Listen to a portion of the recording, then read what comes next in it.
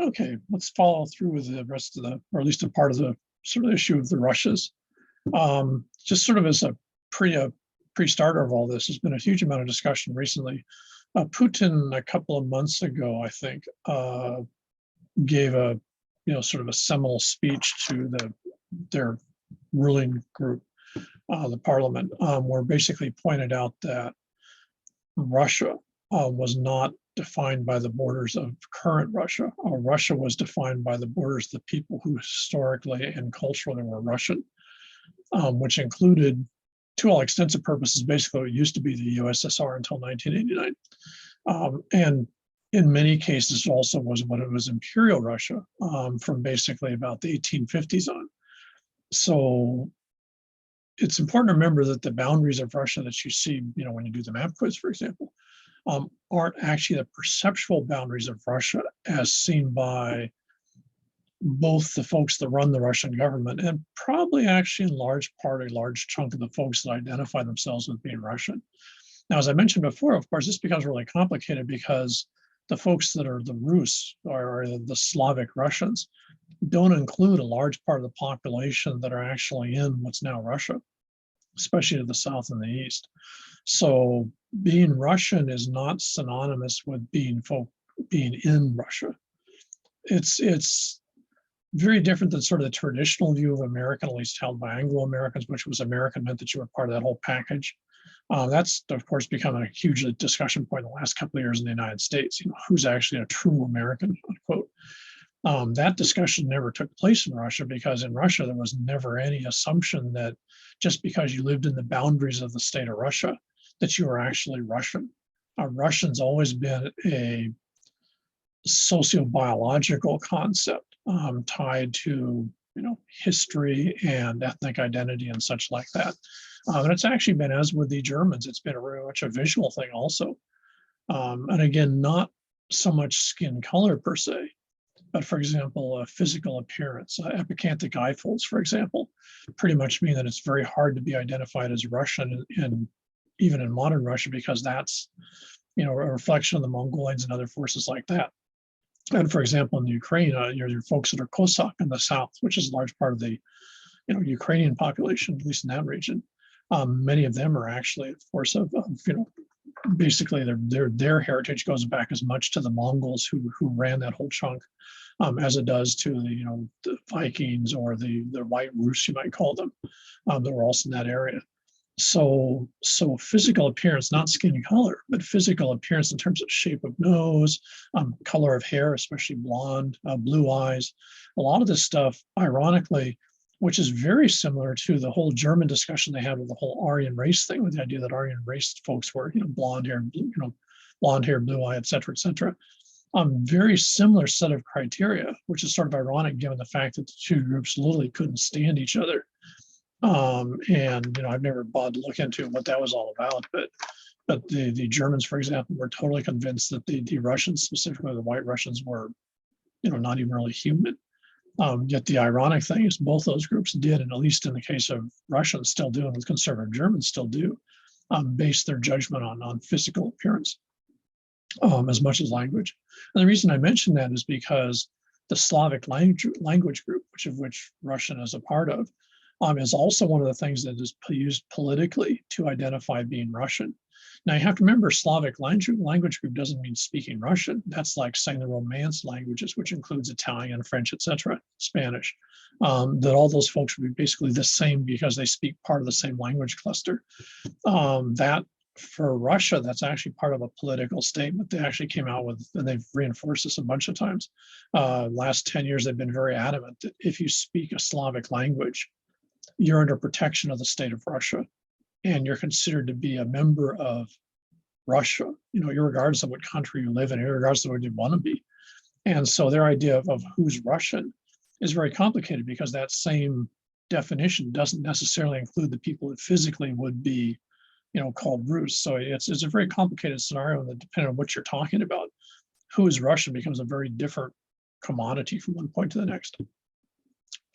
One of the key things is that as the last couple of years, as this been sort of spinning up in terms of intensity, is that the current Russian government, specifically Putin, but also his cabinet, are very adamant that the boundaries of the people who are Rus and the boundaries of the people who are Slavic and that whole sort of package are the true boundaries of the Russian state, not the current political borders, which are a result of the screw up in 1989, as far as they see it. So their movement into places like the Ukraine, Belarus, in their view, Latvia, Estonia, Lithuania, all of those would be part of this expansion back to what they would see as their quote natural unquote boundaries.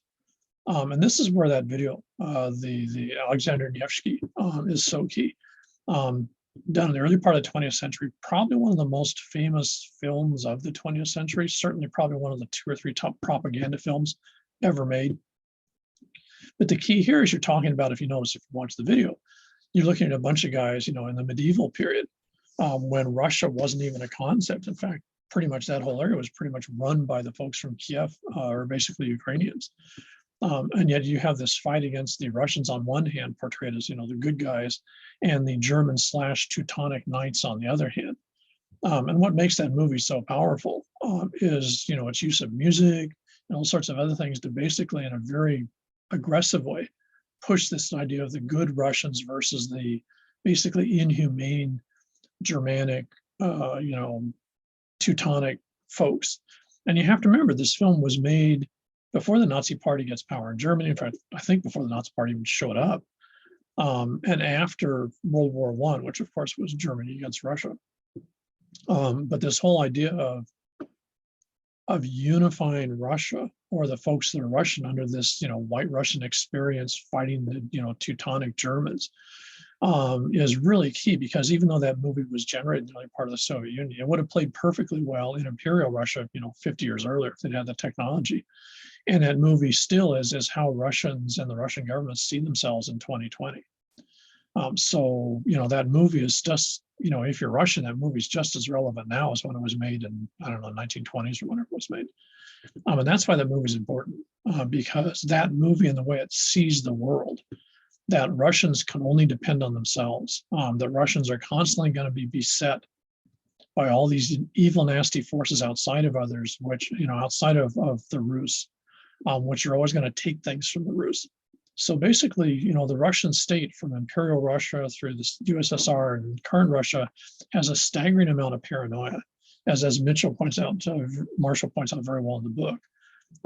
That's something that I don't think the United States has ever really understood. In fact, some Europeans have, but most folks don't really grasp the fact that Russia has always been convinced that it has no friends. And in that context, you can classically see this. Let's switch here.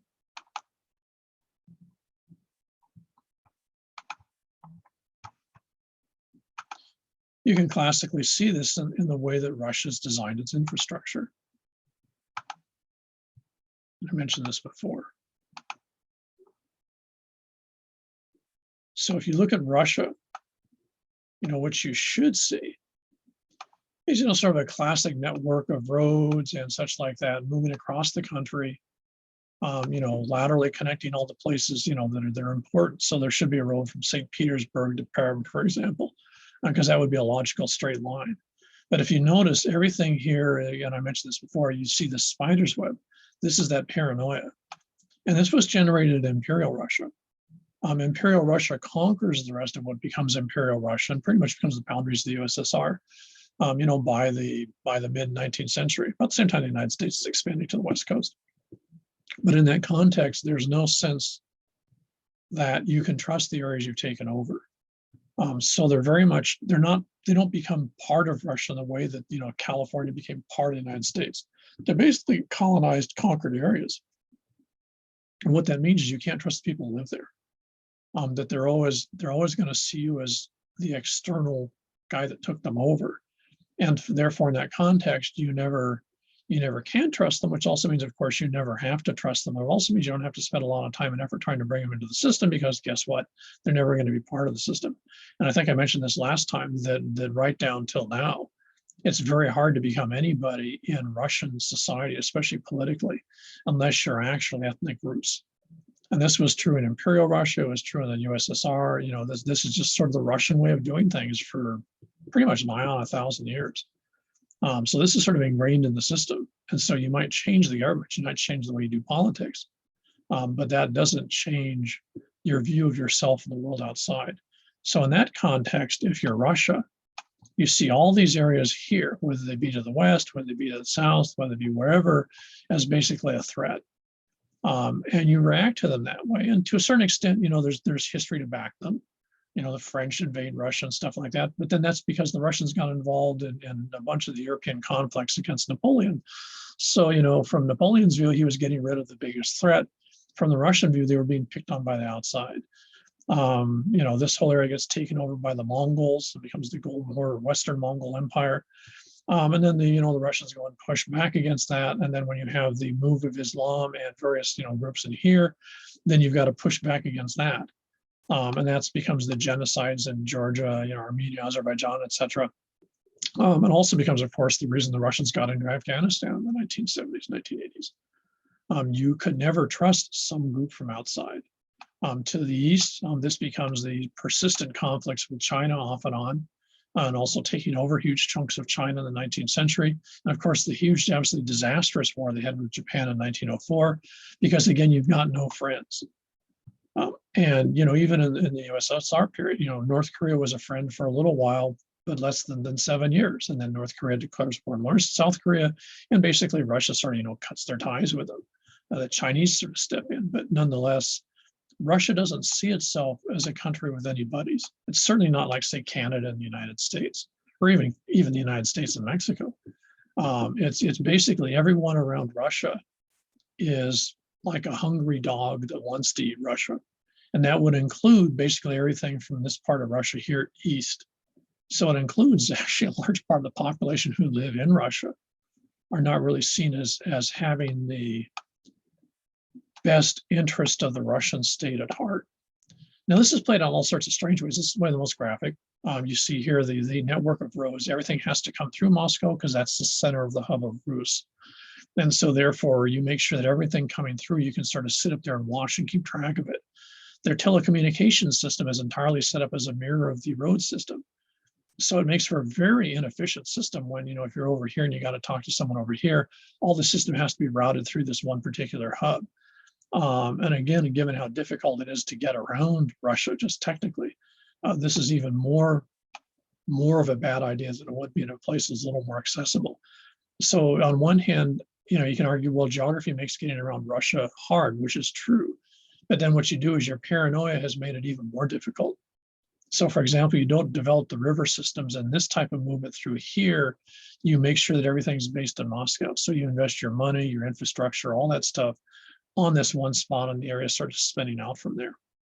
And that's also one reason when you look at it, why the Russians are so paranoid about Belarus and Ukraine, because in many ways they're much closer and much richer and much more resource-based than the areas that are actually central to Russia. So Russia doesn't see itself as a comfortable place. Russia sees itself as always in a state of crisis. There's all sorts of political advantages. There's a bunch of countries that do the same thing. And of course, there's a huge advantage of being in crisis, because if you're in crisis, you can blame everything on the external factors. And so therefore, people don't ask embarrassing questions. Well, why'd you make such a dumb decision, for example? It's not your fault. It's those guys' faults. Now, what happens, of course, is especially because most of this is really recent. You have to remember that they take over Poland in the 1780s, or part of Poland in the 1780s. A lot of this area is taken over in about the 1700s. This area about the same period. This whole area down here is until the mid-late 19th century. So the populations that live in these areas don't have, not only were they never accepted into Russia as legitimate partners, but they also don't see themselves as part of Russia. They don't see themselves as being, presented that way. And it makes for a very complicated situation.